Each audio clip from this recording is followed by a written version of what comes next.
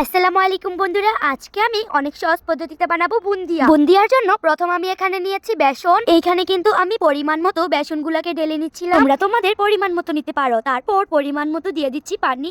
তারপর একটু একটু করে এই বেসনটাকে গুলা করে নিচ্ছি। এখন আমার বেসনটাকে গুলা করা শেষ। এখন এর মধ্যে দিয়ে দিচ্ছি অরেঞ্জ কালার। কালারটাকে কিন্তু তোমরা তোমাদের পরিমাণ মতো দিতে পারো। আমি কিন্তু পরিমাণ মতো কালার দিয়ে দিয়েছি। এখন আমি একটি পাত্রে চিনি ঢেলে নিচ্ছি আর চিনির মধ্যে পানি দিয়ে দিচ্ছি। এখন আমার চিনি শিরাটা হয়ে গেলে আরেকটা পাত্রে আমি ঢেলে নিচ্ছি তেল।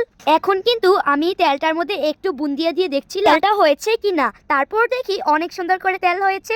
আর আমি কিন্তু এক এক করে এখন সবগুলা বুন্দিয়া ভেজে নিচ্ছিলাম। আর দেখো বুন্দিয়াগুলা কত সুন্দর হয়েছে। আর এখন আমি বানাবো কালারফুল বুন্দিয়াটা। আর দেখো কতই না সুন্দর হয়েছে কালারফুল বুন্দিয়াটা। আর এটা কিন্তু রমজান মাস। রমজান মাসে ইফতারিতে বুন্দিয়া খেতে অনেক মজাদার। দুইটা কালার একসঙ্গে করার পর কত সুন্দর দেখাচ্ছে দেখো।